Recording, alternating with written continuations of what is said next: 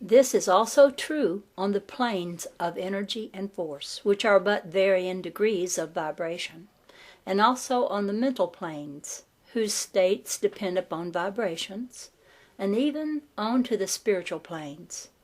An understanding of this principle with the appropriate formulas enables Hermetic students to control their own mental vibrations, as well as those of others. The Masters also applied this principle to the conquering of natural phenomena in various ways. He who understands the principle of vibration has grasped the specter of power, says one of the old writers. 4. The principle of polarity. From the Kabalion. Everything is dual. Everything has poles. Everything has its pairs of opposites. Like and unlike are the same. Opposites are identical in nature, but different in degree, extremes. Meet. All truths are but half-truths. All paradoxes may be reconciled. From the Kabalion. Okay, this principle embodies the truth that everything is dual. Everything has two poles. Everything has its pair of opposites, all of which were old Hermetic axioms. It explains the old paradoxes that have perplexed so many, which have been stated as follows. Thesis and antithesis are identical in nature, but different in degree. Opposites are the same, differing only in degree. The pair of opposites may be reconciled. Extremes meet. Everything is and isn't at the same time. All truths are but half-truths. Every truth is half false. There are two sides to everything, etc., etc., etc. It explains that in everything there are two poles or opposite aspects, and that opposites are really only the two extremes of the same thing, with many varying degrees between them.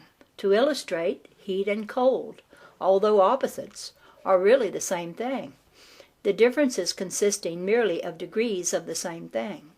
Look at your thermometer and see if you can discover where heat terminates and cold begins. There is no such thing as absolute heat or absolute cold. The two terms heat and cold simply indicate varying degrees of the same thing, and that same thing which manifests as heat and cold is merely a form, variety, and rate of vibration. So heat and cold are simply the two poles of that which we call heat, and the phenomena attendant thereupon are manifestations of the principle of polarity. The same principle manifests in the case of light and darkness, which are the same thing, the difference consisting of varying degrees between the two poles of the phenomena. Where does darkness leave off and light begin? What is the difference between large and small, between hard and soft, between black and white, between sharp and dull, between noise and quiet, between high and low, between positive and negative? The principle of polarity explains these paradoxes, and no other principle can supersede it. The same principle operates on the mental plane. Let us take a radical and extreme example, that of love and hate, two mental states apparently totally different. And yet there are degrees of hate and degrees of love, and in a middle point in which we use the terms like or dislike, which shade into each other so gradually that sometimes we are at a loss to know whether we like or dislike or neither. And all are simply degrees of the same thing, as you will see if you will but think a moment. And more than this, and considered of more importance by the Hermetist, it is possible to change the vibrations of hate to the vibrations of love in one's own mind and in the minds of others. Many of you who read these lines have had personal experiences of the involuntary, rapid transition from love to hate, and the reverse, in your own case and that of others, and you will therefore realize the possibility of this being accomplished by the use of the will, by means of the Hermetic formulas good and evil, are but the poles of the same thing, and the Hermetist understands the art of transmuting evil into good by means of an application of the principle of polarity. In short, the art of polarization becomes a phase of mental alchemy known and practiced by the ancient and modern Hermetic masters. An understanding of the principle will enable one to change his own polarity as well as that of others, if he will devote the time and study necessary to master the art. Number 5, the principle of rhythm. From the Kabalion. Everything flows out and in. Everything has its tides. All things rise and fall. The pendulum swing manifest in everything. The measure of the swing to the right is the measure of the swing to the left. Rhythm compensates. The Kabalion. This principle embodies the truth that in everything there is manifested a measured motion to and fro, a flow and inflow, a swing backwards and forwards, a pendulum-like movement, a tide-like ebb and flow, a high tide and low tide, between the two poles which exist in accordance with the principle of polarity described a moment ago.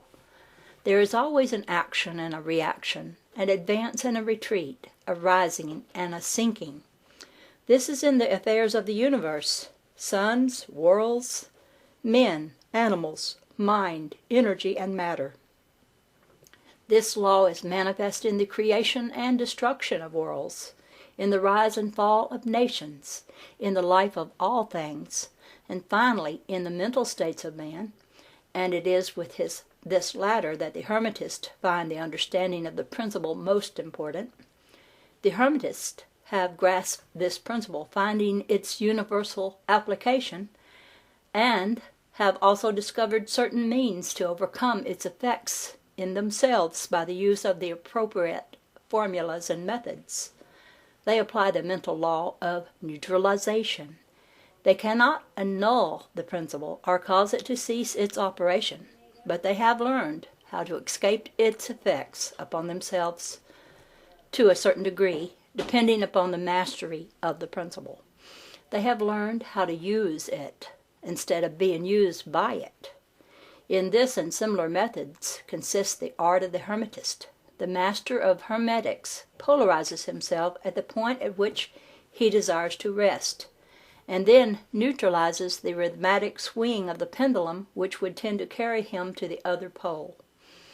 All individuals who have attained any degree of self-mastery do this to a certain degree more or less unconsciously, but the master does this consciously, and by the use of his will, and attains a degree of poise and mental firmness almost impossible of belief on the part of the masses, who are swung backward and forward like a pendulum.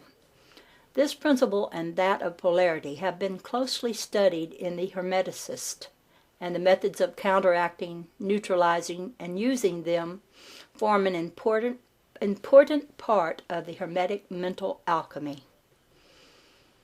Number 6.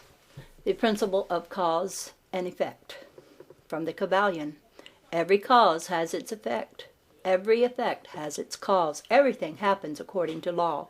Chance is but a name for a law not recognized. There are many planes of causation, but nothing escapes the law. And that is from the Kabalion, and I will take that chapter up in the next video.